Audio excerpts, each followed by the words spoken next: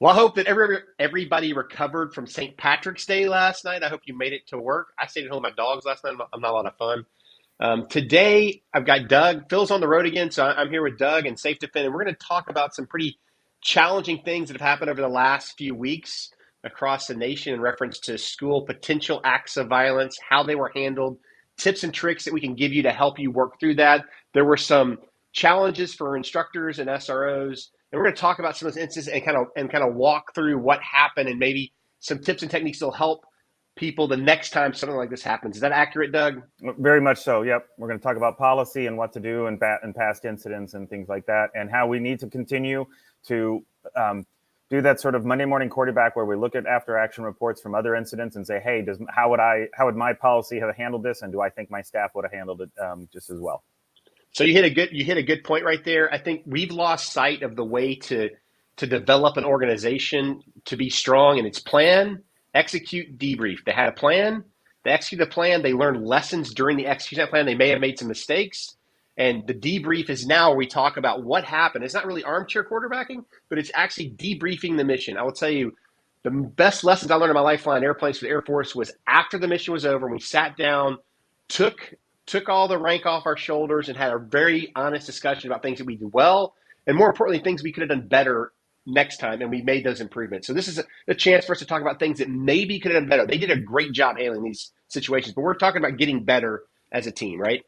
For sure. So one of the things you have to look at here is when an incident happens and you say, hey, there was a kid with a gun in the school. Oh, well, we have a policy for that. But that's okay that you have a policy, but does your policy apply to what is happening on the ground, and how adaptable is it? So let's run through real quick. There was an affidavit that came out for the Olathe East, Kansas shooting that happened, I guess 2 Fridays ago. So the issue that we have to make sure we understand is what exactly happened and how did the policy apply to that. So the most important thing was, I'll give you a brief rundown of what happened. There was a student on a bus who overheard 2 other students talking about a 4th student who regularly carries a gun at school. And all they had for the name was Jay. So that first student that heard everything went to the school counselor, and this counselor took the information and then took it to the assistant principals, and they were then having to act on it. So we now have an extremely odd chain of information, kind of like that whole old game about the operator where you whisper The telephone one game. person ear. Yeah, telephone game. That. Thank you. Yeah. And so we look at those sort of things and say, okay, so this is hearsay.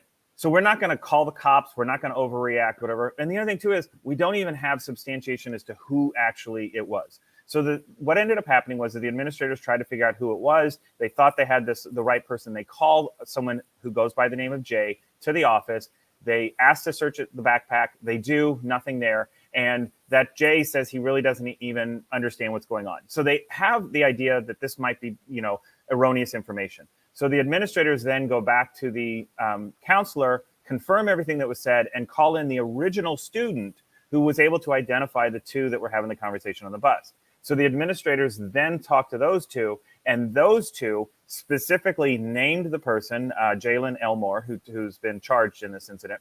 They named him and said that he has been carrying a gun to school for days, if not longer, and has actually, pointed the gun at students and shown it to other students. So now we've just upped it up a notch. We have a name, we have confirmation by 2 independent sources, and we have an actual incident that the gun is in his backpack, or information that's there. So what was interesting is at this point, the administrators went and got Jay out of, I think, shop class, brought him to the office. He had his backpack on him. They asked to search the backpack. He wouldn't allow them to do so. One of the administrators texted the school resource officer to come to the office as soon as possible. The school resource officer shows up. Immediately, Jay is hostile. He is very defensive. When the officer reaches for the backpack, Jay puts his hand in there, grabs the gun, shoots at the officer and the administrators. The officer returns fire, and I think the administrator tackled the student as well. The student was hit and neutralized, and that was kind of the end of the incident. So what I want to do is I don't want to say necessarily what we have to do or what they did wrong, because I don't think they did a lot wrong here. I think they did a lot of really good information. They got the school resource officer involved. But your policy should say when you get the school resource officer involved and how to handle these. The initial complaint was very unsubstantiated with very little information. That is clearly something that could be handled by the administrative staff until you get more information. But once they had 2 statements from other students, once they had the confirmation of who the student was and belief that that gun was in that backpack, they should have gotten the school resource officer involved prior to contacting the student. So let's lay this out and let's talk about a couple psychological things that happen real quick. So if you know a student has a weapon in their bag, if we're a teacher, we are not trained to handle that situation, right? When it gets to hand, police officers, SROs, are trained in defensive tactics and techniques to prevent things from getting out of hand. I think the win on this story is that the school did bring in the resource officer when it became an issue. Maybe a little later they should have. And I think personally that the resource officer handled it as best he could based on the situation. And just like it happens, it gets out of control really fast. And we're not talking about, you have a lot of time to think about this. This is what I love about people that debrief this stuff. That happened in a split second. That young man pulled that gun out of that bag and took a shot immediately. There was very little time to react. There is no closure time from 2 feet to make that stop. It's not going to happen. I think it's important. I think it's important for us to know our capabilities in our position and defer when things get challenging or we think it's above what we can handle to the appropriate level of response, right? And right. I agree with you. I think when they knew who the kid was and they knew there was a potential of a weapon a firearm in the bag, and it was confirmed by 2 other people, at that point, they should have had the school resource officer go get the young man and have the conversation in the office with him to ensure nothing happened between where he was in the classroom and the administration building first, and second, to diffuse the situation because the school resource officers are trained in handling those situations. That is true. And so the biggest thing here and I want the public to understand this, and most administrators do as well, is we want our SROs to be considered as sort of a protector or a confidant, somebody that's there to help the students. We're not looking for them to be persecutors. So we don't want them involved in every aspect of criminal behavior because some of the stuff can be deferred to later. That's what we got to understand is that you can't necessarily use your school resource officer as an enforcer in the school for every little infraction.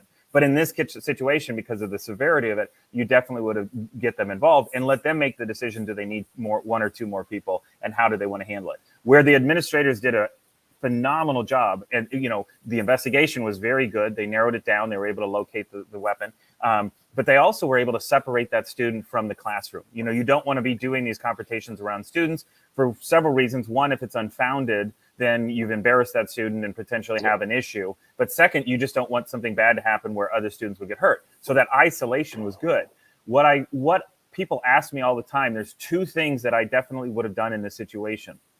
One is everybody needs to be seating. And I just mean that in the best way is that if you're an administrator talking to a student and you think that a student has a gun or something like that, before you ask them to search that backpack, before you ask them to search their person, if you're going to do that, see if you can get them to sit down. And you got to model that behavior. Sometimes you've got to sit down, invite them to sit down. The reason you want that is that you don't necessarily know that gun is in the backpack and it might be in that waistband. And anybody that's ever carried a firearm understands it's very difficult to draw from a seated position or to do anything like that. So that gives you that extra second or 2 that you might need in order to confront that person. So if you can get them to calm down, get them in a seated position, it reduces sort of the anxiety and the stress and the hostility that might come in a situation like that. Because what do most people do when they sit down? They set a backpack next to them. They won't sit it on their lap most of the time. When they do, that means that they're trying to protect something from that backpack, and that'll tip you off. Yep, there probably is something there. So let's not immediately ask about it, right? As long as we can see their hands, as long as they're maintained calm, then we can do that. And then maybe instead of asking for them to hand over the backpack at some point, you're just going to go for it. And those are some of the things we talk about. But the other thing, too, is that when you went to get that student out of the classroom, if you've already coordinated with an SRO, have that SRO meet you somewhere. They probably need to be in that hallway or near that hallway, but have the student step out. And then as soon as possible, that SRO makes an appearance so that now they're being escorted. what that does is it puts the person on the defensive, because if they think they have all the way until the principal's office to formulate a plan, and the next thing you know, the officer is meeting them right around the corner, then all of a sudden they're going to have to sort of adjust it. And most of the time people back down and try to buy more time so that they can formulate another plan. So that sort of level of surprise is a good thing to do in those situations.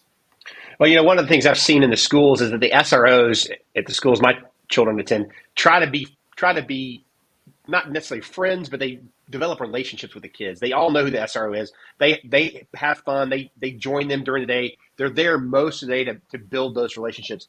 And if your SRO is doing that and the school is doing that, these situations, it's a lot easier to keep them from getting out of hand than when some random police officer walks into the building and approaches a young person, right, and puts them on the defensive that fast.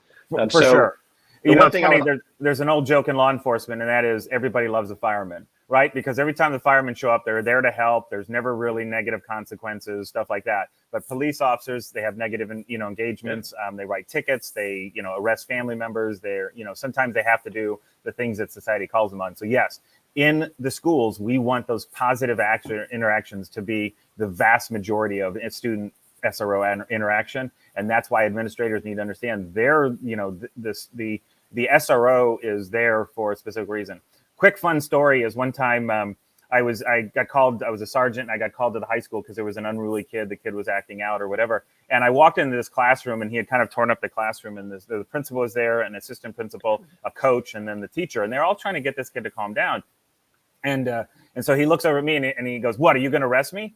And I said, "No, I have no." I said, "I'm not going to do anything while you're in this building. I'm only here to make sure that the moment you step outside that building, I'm going to arrest you." I said, "So you can work it out here with them, or I can take you to jail once you step outside," because he was threatening to leave.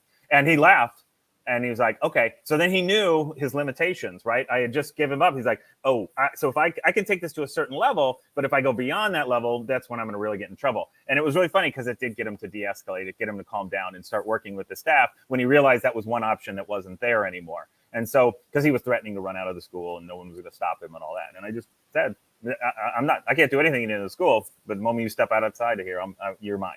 And so those are the type of things we want to do.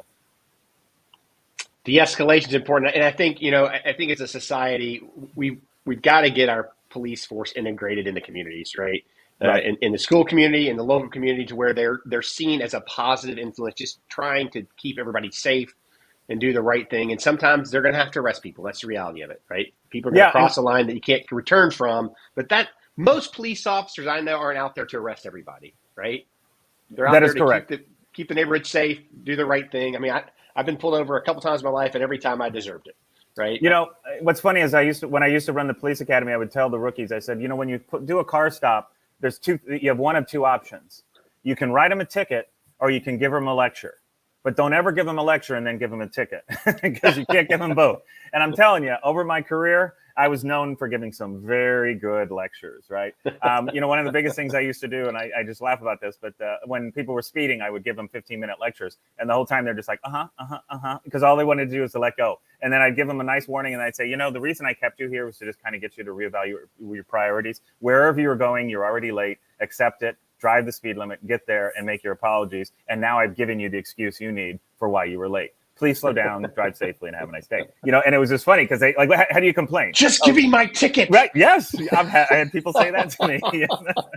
But let's go back real quick to the Olathe East teachers, and when we're sitting here talking about the Olathe East administrators, one of the things that I do applaud them for was they really were trying to handle this the proper way, because we have this huge thing under the Obama administration. It was a big deal to sever the school to prison pipeline, where we were criminalizing so much behavior within the schools and not allowing the schools to handle it. And we have something called restorative justice. And the idea of restorative justice is how do we restore things back to a place of calm or norm. And so if let's just say that two kids got in a fight, one was bullying the other one and he injured the student. You would then talk with the victim and find out what's going to make it, what are going to make things better for you. And that student might say, I just don't want them in my honors class anymore, or I don't want them to have the same chemistry class with me. So that means we're going to now reshuffle the schedule of the bully. We're going to talk to the parents. We're going to talk to the prosecutor. We're going to talk to the SRO. And we're going to say, hey, here's what we're going to do. We'll still do the offense report. We'll still take the battery report. But instead of putting them in the criminal justice system, let's see if we can't change that behavior here at school, not criminalize it by sending them into that juvenile justice system, and let's hold that over them. Because the great thing about that is there's like a statute of limitations, say, on a battery of about 2 years. So that'll get most kids out of high school. But the more important thing is that the whole time that they're in high school, at any point, if they mess up, they all of a sudden are now going to be dealing with the consequences. Let's say they vandalize something or they steal something. We go in front of the judge and say, Judge, not only did they vandalize something, they've been on probation for 2 years because of this bullying incident. So now we have 2 crimes that we're going to charge them with. And now all of a sudden the judge is like, wait, this is something we have to deal with. As opposed to walking in and the judge says first time offender, probation or community service, and the next thing you know, they're back in school when they feel there's no consequences. And so restorative justice tries to bring everything back to the way it was and to teach the offender. So in this situation here, I understand why the school initially started, why the administrations initially started with trying to find out if there was a weapon, because they knew that they had that school resource officer to contact if they needed, which is what they ended up doing, but they were trying to resolve it without him there. Imagine the situation that we could have had if the student had just recognized that, hey, there's no law enforcement here. I'm going to hand you my backpack. Yes, there's a gun in there. Yeah, it doesn't mean the school would necessarily charge. He would probably be charged with it and the offense, but he might not be punished for it because they would ask the district attorney to let them handle it first. And that's the type of stuff that we do with restorative justice. So I applaud Olathe East for attempting that. That's where we get into what we talked about initially, is when do you finally say this is getting to a level we can't. And after this, we'll transition to something about Fulton County. Go ahead. Yeah, so I want to just jump on this real quick because I think this is important. Society has gone away from restorative justice. Okay, let's go back 20 years, and I'm just going to use my military career. When I enlisted as an airman before I went to college to become an officer, we had what was called weeds and seeds, right? You do something stupid, you go out and you're on weeds and seeds for the week. You're going to be cutting grass, picking up trash, cigarette butts, all that stuff. Now, yes, we smoked a lot back in the day. That's not cool anymore. I get it. I had this conversation with a senior officer, my friend, 2 days ago about how the Air Force and the military as a whole have gotten away from a restorative justice posture. And now we're having to put things in people's permanent records because they were stupid. I think that this is an awesome thing for mentorship and development. I use it as a commander with my young people when they would do something that wasn't appropriate, that didn't really require that. We'd either run them into the ground, run them to death for a long run and make sure they understood what was going on, physical punishment, but it was also productive because it got them in shape, right? Or they were scrubbing baseboards in the squadron. And I really, parents say, well, that's humiliating my kid. Well, is it? Would you rather have your kid doing a little bit of manual labor for the day and people know he was a bonehead or she was a bonehead? Or would you rather them have something on their permanent record that's not going to solve the problem? Because people are not scared of a piece of paper. It does not change behavior, right? And then those kids end up in jail because nobody took the time to discipline them and mentor them through the process to get better. We have a lot of kids out there that are getting left behind because of this. And teachers and administrators' hands are tied because as soon as little Sally is scrubbing baseboards, mommy and daddy are in the school complaining that their daughter or son doesn't deserve that. Well, I'll tell you as a parent, discipline them, make them do a little work, make their life uncomfortable a little bit. As long as it's not humiliating or unprofessional, they're doing something that anybody else in the school does. Let's build stronger schools. Let's reinforce the restorative justice thing. I think this is amazing, and it's something we need to get back to.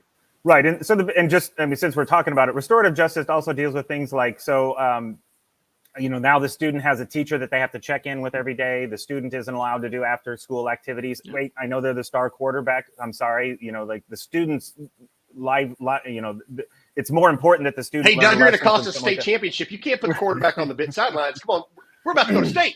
Come on, Doug. Right. And those are the things we have to look past. It's like, we are willing to do that. But that the student can't participate in certain, after school activities, or they're not allowed to show up at school more than 15 minutes or 10 minutes before the bell, things like that, so that you sort of eliminate some of the things that happen. And then you also subject them to sort of random searches of their locker or their backpack, especially if they're involved in some sort of theft or drug dealing or something like that. And then, some schools use them for all students, but the other thing too is school just buys a couple of backpacks that are clear, and that, and it does kind of, it is like a scarlet letter, because you might be one of the few students walking through the hallways with a clear backpack, but everybody knows, that potentially means something. So those are the type of things that we talk about in restorative justice that, and it's no different than, people say, well, is that fair? And I said, it's no different than the DUI diversion or something like that. You mentioned something earlier that I wanted to go back to, and that is, you said law enforcement is equipped to handle these situations, but school administrators and teachers aren't necessarily equipped to handle that. And that's true. We do teach de-escalation. We talk to them about talking people down, modeling behavior, like I mentioned, sitting down. But there are points when teachers, staff, administrators, they feel threatened by reports of a student with a gun or something like that. And they might, let's just say, take more force, or they might do something that under normal circumstances would be considered inappropriate. But if I'm an adult in a room with a student that has reported to have a gun, and that student starts to become adversarial and physically confrontational to me, I will start to feel for my life. And I might decide, hey, at this point, I'm done trying to ask for permission. I'm going to go in and grab that backpack, or I'm going to go do this. And we have seen across the country administrators that are getting disciplined and fired for, oh, you touched a student and therefore we're going to get sued. And you're like, think of the broader picture here. You had a student that had a weapon on them, and this administrator was in a life or death situation that they had never been in nor trained. And even if law enforcement was right there in the room, they still reacted what they thought was in the best interest of the school, the students that they're trying to protect, and their own self-preservation. And I really think school boards have to stop looking at this whole notion of, well, we don't want to get sued and this is against policy and all that. At some point, you have to sit there and look and say, there's extenuating circumstances, and we're going to back the teachers in these situations, the administrators that were forced into situations they weren't trained for. Well, I'm going to piggyback on that, because this is something we dealt with rules of engagement in combat zones all the time. And always, always, always, always, you had a right to self-defense. Always. Even if you weren't supposed to do something in a certain place, if somebody was shooting at you, most of the time you had a right to self-defense. I think this is a policy that schools should look at and manage it, right? I get that if something happens, there has to be an investigation to prove, right, that what you said happened on both sides. And they have to go through the process for a lot of reasons. A, to prove what you're saying is right and correct, to see what happened and how to prevent it in the future. But I think school boards and administrators in states and cities adopting a right to self-defense with the appropriate amount of force is appropriate. I think that would level it. But here's the but. If you don't train those teachers on de-escalation and on how to prevent it from happening, because there are ways to disarm a suspect, there are ways to disarm an enemy, if you have to get physical, that will keep you from hurting yourself or somebody else. And this is where I get scared. When people that don't have training in those areas get in a situation, because they're just going to do what they got to do to live. I mean, you're going to go to primal sequence in life, and you're going to go into survival mode. There's no doubt. That can get really ugly really fast. And I'm going to turn this on its head in the sense is there's a famous story, and I don't remember the exact school, but there was basically a student that had shot at and injured several students with a gun, and a teacher walked out in the hallway, saw the student, called out their name, and went over and gave them a hug, and sat there hugging the student. And another teacher came over and took the gun away, and the student started crying, and the teacher just stood there and hugged the student. Law enforcement came, and they asked later, why did you do that? And he goes, one, I wanted the shooting to stop. I wanted to understand that there was somebody that cared. But two, I kept hugging him because I didn't want anything bad to happen when law enforcement show up. Well, I love that story, right? It's a great story of intervention, all that. But I guarantee you she violated policy about personal contact between students and teachers or whatever. But somehow she wasn't disciplined for it because the outcome was positive. But when it's a video that shows an administrator being too aggressive with a student with a gun, all of a sudden we're like, oh, that was more force than he should have used. You're like, no, you can't pick and choose when, and you have to just say different people are going to do different things and act different ways. Was this in the best interest, and was it in what you just mentioned, the self-defense mode? And so that's the type of thing. Just real quick, we did, it's a great conversation. It's a great topic, but understand we have got to get past this mindset of not in my backyard. People think that students aren't bringing weapons to school, and I can tell you they are. They are bringing them at a much higher rate than is even reported to the police. We don't even track them all. There are schools, like we said, that just don't bother getting the criminal justice system involved because they're afraid that the criminal justice system will overreact, and they think it's in the best interest of the students, and I'm okay with that. But just a quick Google search, Riverside, California, yesterday, 12-year-old, he was showing the gun to somebody else, and the gun fired into a desk. Leslie County, Kentucky, elementary school, kid brought a gun to school, other students turned it in. San Diego, California, you had a 16-year-old student. The magazine for the gun he had fell out of his pocket, and a teacher saw it, and they were able to get the student separated into the principal's office. He refused to let them watch, but they called the police, and the police eventually talked him down. But it was a very similar situation to the Olathe East situation, where you had a student in a principal's office with a gun, and he refused to allow anybody to do it. And then in Fort Lauderdale, Florida, we had a 7-year-old kid that brought a gun. And those are the type of things that everybody has to understand. These children are doing it for a variety of reasons, but one of the biggest reasons that high school kids bring a weapon to school, according to the CDC Youth Risk Behavior Report, is because they don't feel safe. And so that's where we've got to start working on. These kids feel the need to protect themselves because they don't feel the school can do it. And if you don't have systems in place, and if you don't have good policies and you don't take this stuff seriously, the students will take matters into their own hands. Well, this goes back to the bullying thing we started with, right? I mean, Right. if a child's being bullied and every day they're miserable, at some point they're going to do something they shouldn't do because adults aren't doing what they should do. And bullying is a very, very huge challenge for our schools with social media and all the things out there. Kids think it's fair game to say whatever they want to whoever they want, and we've got to get a handle on that as adults. And we you're right. can't set the example in a bad way as adults either, because adults are doing the same thing. And it's exactly what you and I discussed earlier with restorative justice. Action should have consequences, but they don't have to be lifetime consequences. Yep. I mean, these are things that kids can learn from and should be able to grow from. And the other thing I wanted to touch on, and this is just a direct thing to the administrators, is make sure you understand the best practices and the best terminology to use for lockdown situations. I can give you the quick one. There was a mantra that used to be out there that was look out, lockout, lockdown. And the idea was, hey, there's something that's going on in the community. You need to be aware. That's the lookout. The lockout was there's something, we're looking for a stolen auto suspect in the area of the school. Go ahead and lock your doors so he can't get in. So that's the lockout. And then there's lockdown, which we all know is classroom safety and all. But you can't use things like that over the PA, because if I all of a sudden am in the middle of class and I hear somebody start saying, look out, look out, look out, I'm like, was that lockdown? Was that lit? What? So we need to make sure that things are very clear.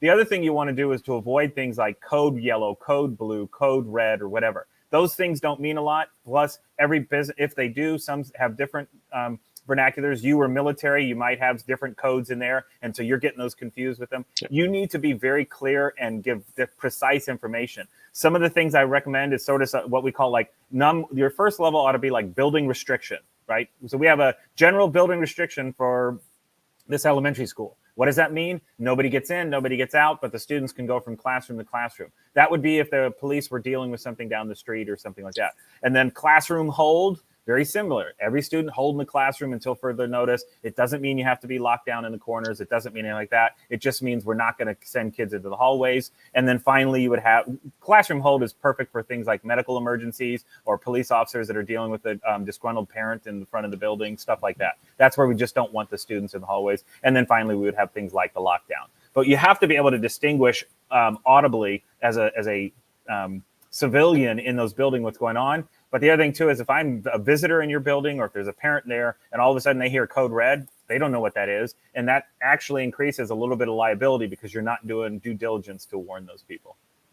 So we talked about this earlier. If you're using code words, then everybody in the school needs to be trained at least every month on what those code words are to reinforce it. Military people, police officers, doctors, people that use those terms in certain situations are trained to it every day. It's beat into their head. And when things go bad, they go into a mode where they know exactly what's going on. Students don't do that. Teachers don't do that. Temporal distortion kicks in and comms get messed up. Communications get messed up along the way, and you get bad things happening because you didn't use clear, concise, easy to understand language that told everybody exactly what to do. We aren't going to train kids to that level to use code words. We don't have time to do it. We got more important things to do. I agree with you 100%. We need to find a system that is very clear and very easy to understand so a kindergartner knows exactly what it means and can do what they need to do. Because unfortunately, most people don't understand what temporal distortion is. They've never been in a situation where they've been in a firefight that understands what happens to you and what you do in that situation. That's revert back to your training. And if you have no training, there's nothing to revert back to. And more importantly on this is that you also look at sort of cross-agency contamination and stuff like that. Is it like when we are looking at certain situations, there's situations where you have state police, federal agencies, local law enforcement, county law enforcement, and if everybody's using different terms and in law enforcement, code red means one thing, code blue means another, and now all of a sudden we walk into a school and they mean entirely different things. It's going to do this. It's going to have this sort of confusion and that sort of chaos that we want to remove, and that's why using just common slang terms that we want to that are pretty much universal or could be sort of the meaning can be extrapolated from it. Classroom hold. If I tell people we are under a classroom hold, pretty much most people are going to understand that means kids are staying in the classrooms, right? That's the type of stuff. But if I tell them we're under code yellow, what is code yellow, right? I mean, I just don't know what that is. And so those are the things we look at. Love it. You any final words today for us, Doug? No, I just think the biggest thing is it's about diligence. It's about actually making sure that, hey, you can't just make a policy and put it on the shelf. You've constantly got to be looking at it and say, what can we do to improve? What is there out there that's going to help us in these situations? And what do I need to do in my policy to give teachers training? And I would strongly, strongly encourage school boards and administrators and superintendents, do not punish your teachers and administrators for what you consider an overreaction. Give them training, show them de-escalation, give them let them understand why this wasn't appropriate. Have them sit down with somebody about that policy and understand what they should do in those situations. But the last thing you need to do is negative press saying that you're going after your teachers for trying to protect themselves. Well, I'm going to close it with this. I want to thank the Olathe school system, the resource officers, the administrators that handled that situation without loss of life. Our prayers are to you and your families to heal the student and the administrator and the SRO. Thank you for your service to the school. It means a lot, and you're putting your life on the line every day for our children, so thank you very much. If you want to know more about SafeDefend, check us out at www.safedefend.com. With that, I'm Dave Evans and Doug Parisi, and we are out of here.